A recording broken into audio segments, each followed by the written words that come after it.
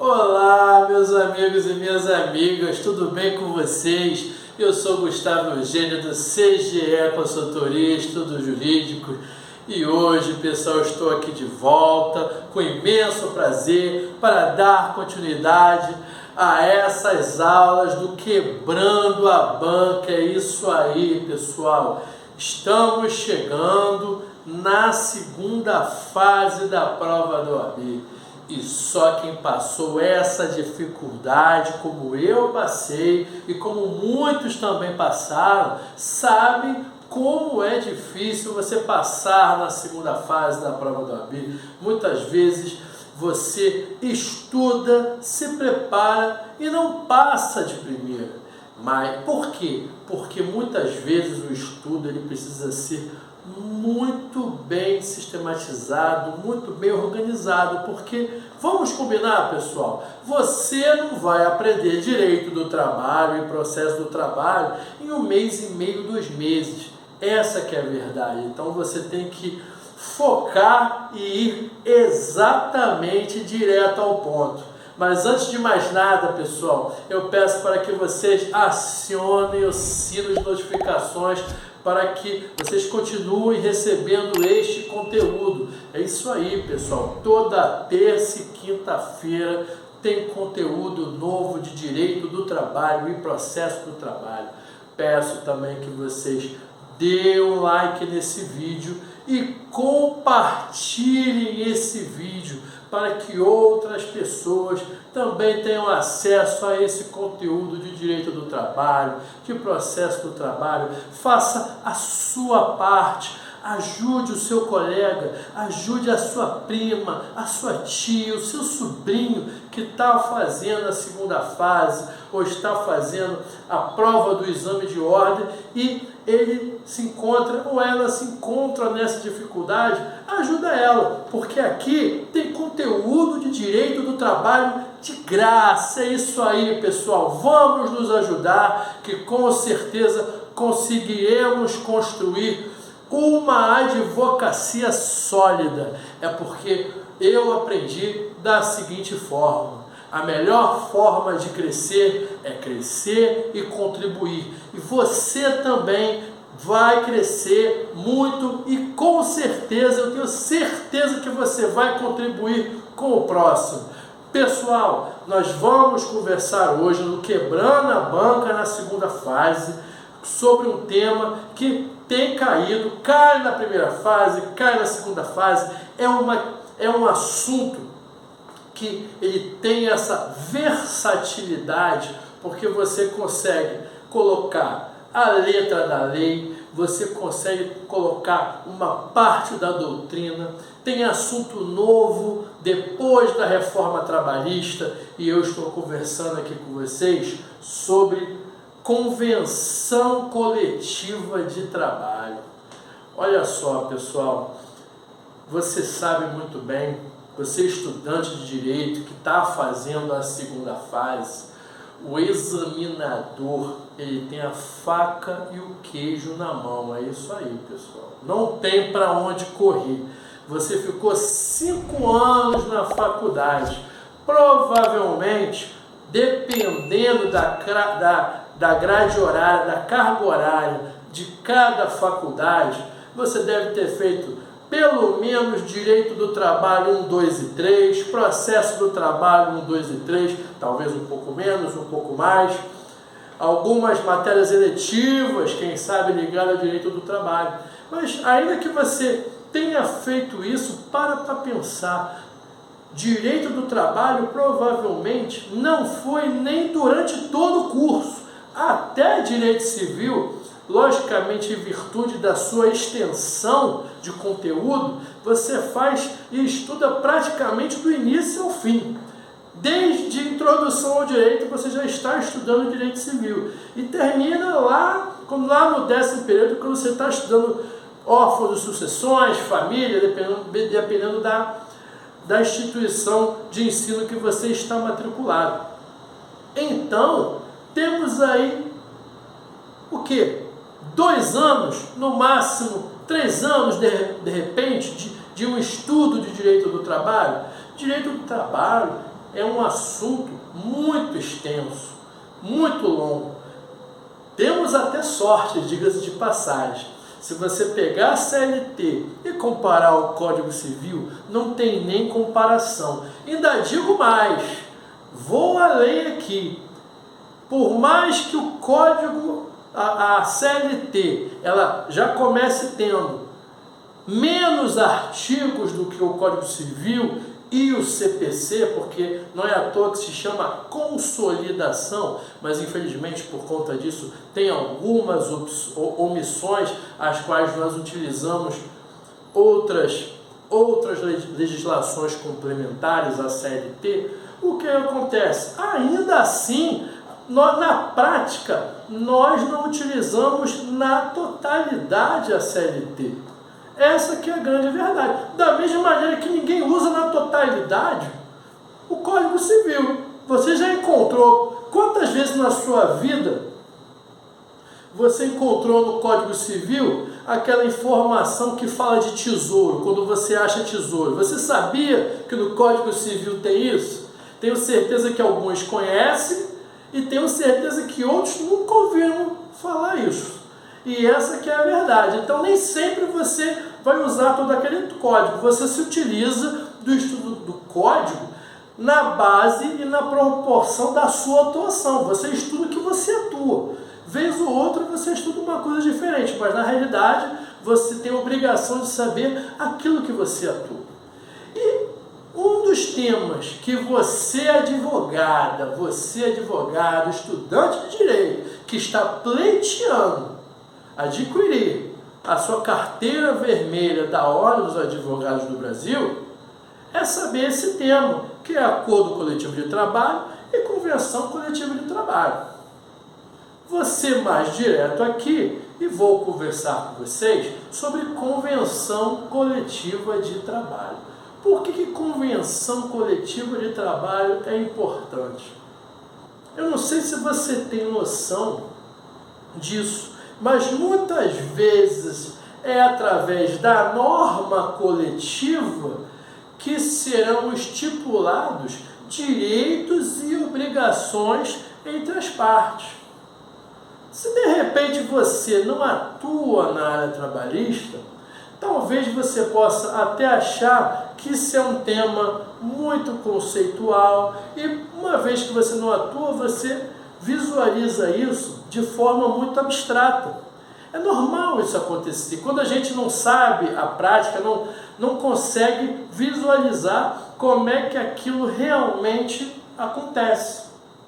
Por isso que eu sempre gostei e gosto de dar as minhas aulas unindo a teoria com a prática. Quer ver um exemplo? Convenção coletiva. Você acha que o advogado usa ou você acha que o advogado não usa? Na minha experiência, eu já usei e já usei muito. Já usei muita convenção, já tive que ler muita convenção coletiva de trabalho. Principalmente quando eu sou advogado de empresa. Seja eu estando no escritório de advocacia, advogando para a empresa, que de repente a empresa é cliente do meu escritório, seja eu sendo advogado do setor jurídico de uma empresa, de certa forma a empresa também é minha cliente, se eu for advogado do reclamante ou da reclamante, de certa forma também é útil eu utilizar, seja para eu verificar database do reajuste salarial, ou das normas contidas ali na convenção, seja para eu ver um piso salarial, seja para eu verificar se na convenção coletiva de trabalho tem algum direito que a reclamada ela não respeitou. Já por outro lado, quando eu estou pela reclamada, eu tenho que ler a convenção, ver o que está estipulado ali e verificar se a empresa está regular com a convenção. Então percebe que convenção coletiva é muito utilizada, sim. Cabe a você saber utilizar e perceber a importância da convenção. Em todas as minhas contestações, quando eu trabalho para a empresa, quando eu tenho oportunidade, é o meu dever como advogado juntar a convenção coletiva. A não ser que o assunto seja totalmente totalmente fora do que estamos falando na convenção coletiva. Mas como advogado de empresa, geralmente existem certos documentos que são básicos para que o advogado junte, para que a empresa junte na sua contestação. Contra-cheque, espelho de ponto, convenções coletivas, que muitas vezes são várias convenções coletivas no decorrer daquele período do contrato de trabalho do reclamante. Então não se surpreenda você, advogado ou advogada, quando chegar lá na frente, você tem que juntar 3, 4, 5 convenções coletivas, ou até mais, respeitado o período de prescrição, lógico. Então, pessoal, é importante. E aqui já começa falando do artigo 611. Ou melhor, antes de falar do artigo 611, foi como eu disse no finalzinho da aula passada. Se você quer começar a falar de convenção coletiva de trabalho, você tem que ir lá no artigo 7º, inciso 26 da Constituição da República. Lá é a Constituição que garante o reconhecimento da norma coletiva. São garantidos aos trabalhadores urbanos e rurais o reconhecimento dos acordos e convenções coletivas de trabalho. Já começa no artigo 7º. O que ele está dizendo? Olha só. O que o sindicato das empresas e do outro lado o sindicato dos empregados convencionarem em acordo e convenção coletiva tem que ser reconhecido. Então você tem que conhecer a lei, tem que conhecer doutrina, tem que conhecer súmula, tem que conhecer os acordos e convenções, principalmente a convenção coletiva daquela categoria que você está atuando como advogada ou como advogado. Então já começa ali no artigo 7º. Aí realmente você vai para o artigo 611. É no artigo 611. Esse é o artigo básico de convenção coletiva. Ele está te dizendo ali, ele está conceituando para você o que é a convenção coletiva. Quando 2 ou mais sindicatos da categoria econômica e da categoria profissional, o que ele está dizendo ali? Categoria econômica, empresa. Categoria profissional são os profissionais, os trabalhadores. Percebe que convenção coletiva é algo mais amplo do que acordo coletivo. Então, olha, quando esses sindicatos estiverem ali convencionando as normas, essas normas serão aceitas, terão validade. Muitas vezes essas normas terão uma validade maior do que a própria legislação.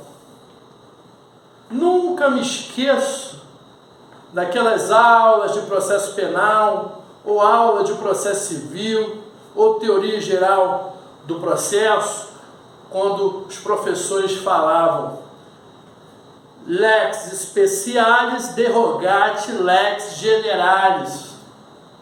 A lei especial derroga a lei geral. A lei geral é um básico, a lei geral é um norte. A CLT é um norte. Se tiver algo específico, você vai no específico. E por acaso, a convenção muitas vezes vai tratar de assuntos, por exemplo, que tem uma normatização. No artigo 71 da CLT, fala de intervalo entre a jornada. Mas não se surpreenda se numa convenção coletiva de motoristas, por exemplo, motorista de transporte urbano, para quem não sabe, e você está descobrindo, isso é normal, você está começando a sua advocacia, o intervalo, muitas vezes o intervalo intra-jornada do motorista de ônibus é diferente.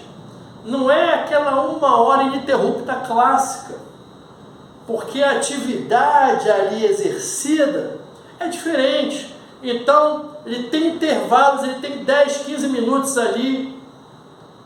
Se você perceber, é o tempo que ele vai, que ele vem e desce por causa do trânsito.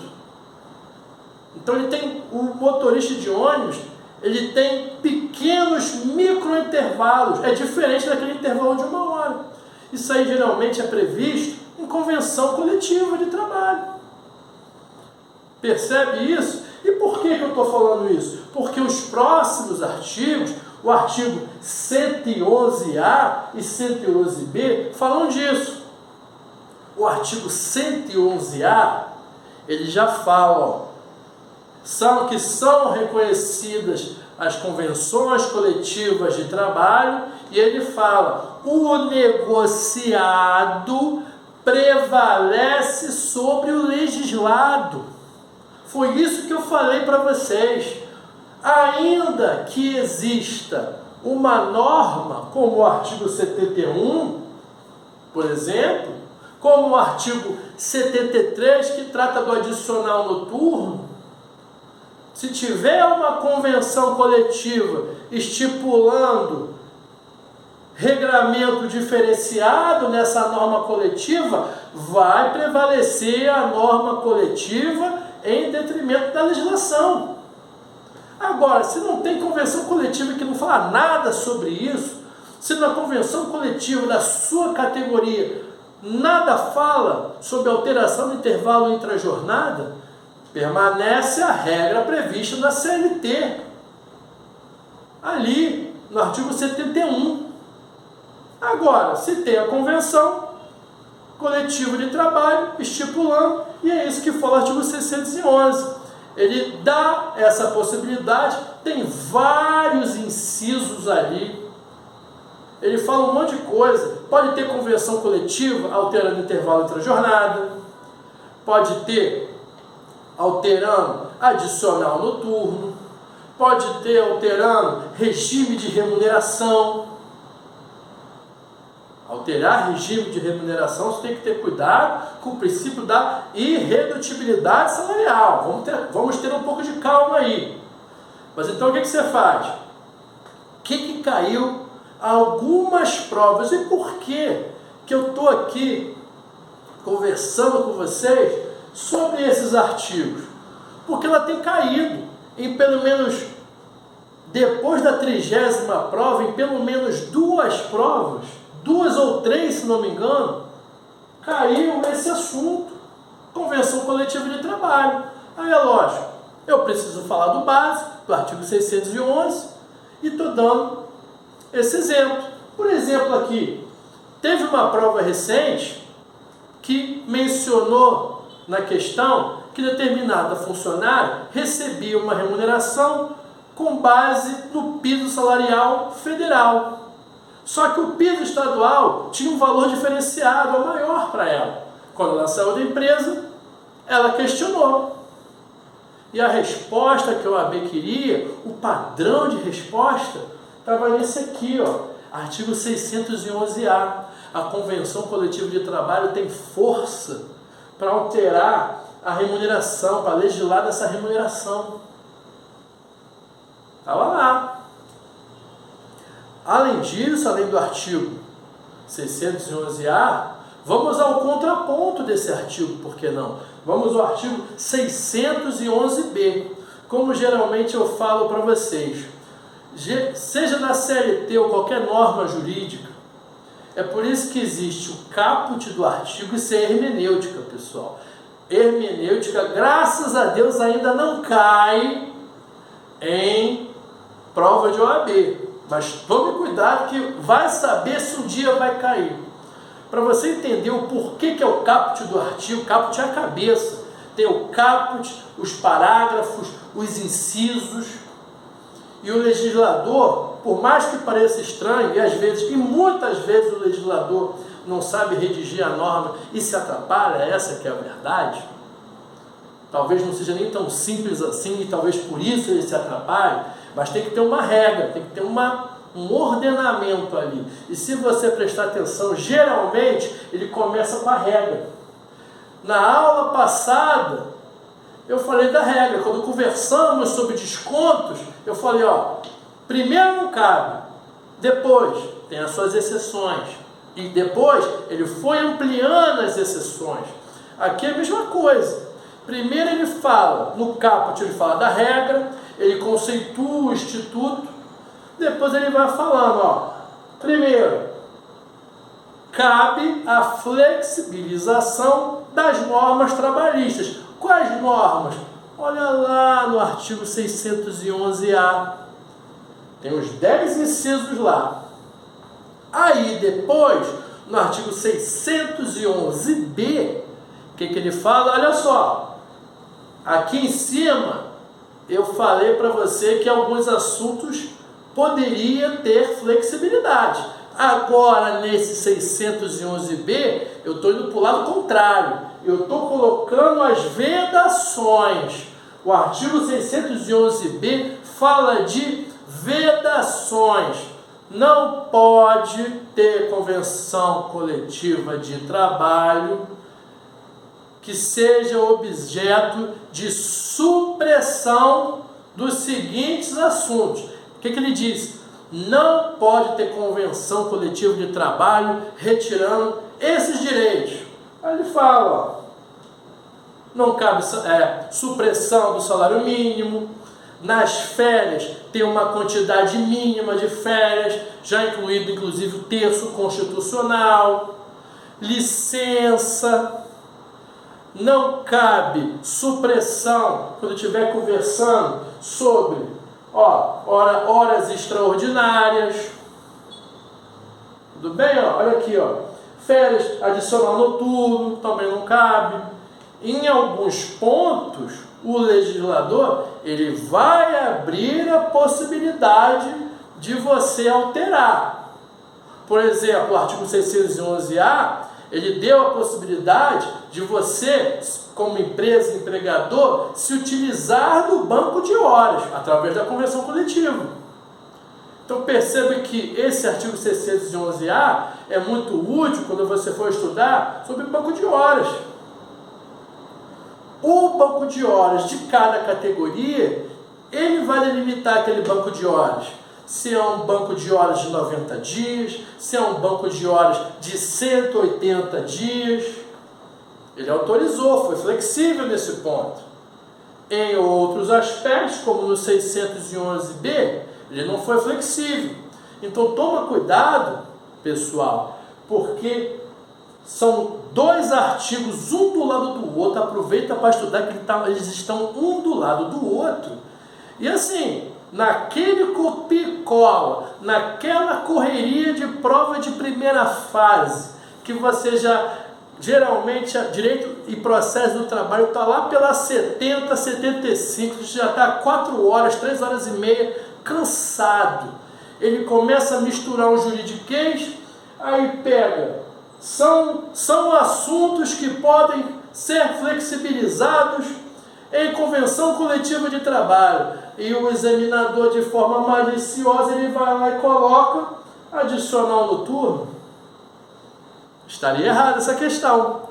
Então, é interessante que você leia todas essas possibilidades do 611-A, do 611-B, que eu tenho certeza que você vai acertar. E se cair na segunda fase, você já vai colocar aquele padrão de resposta para você gabaritar. Falou em convenção coletiva de trabalho?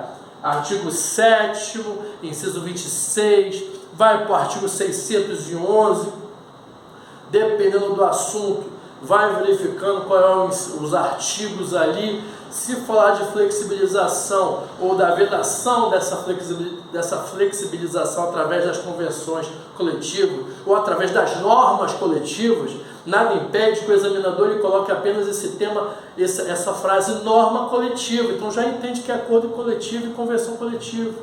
Então você já tem essa possibilidade. É igual quando você estuda a lei 866 de licitação, você já fica atento, você já tem que saber que o artigo 611-A dá para ter convencionamento dos assuntos. Aí você precisa tentar decorar aqueles assuntos ali. O 111-B, ele já fecha as portas para essa flexibilização. Não pode tirar esses direitos. Aí fica mais fácil. Você tem que buscar um jeito de você estudar que fique mais fácil para você estudar. Tudo bem, pessoal? Eu espero que vocês tenham gostado desse tema, espero que vocês tenham gostado dessa aula. É com muito prazer que eu estou aqui conversando com você sobre norma coletiva, convenção coletiva de trabalho. Quem sabe esse tipo de assunto cai. Se cair na segunda fase, pode colocar aqui no canal. Eu agradeço a você pela sua presença, pela sua audiência, e eu desejo a vocês um grande abraço e até a próxima.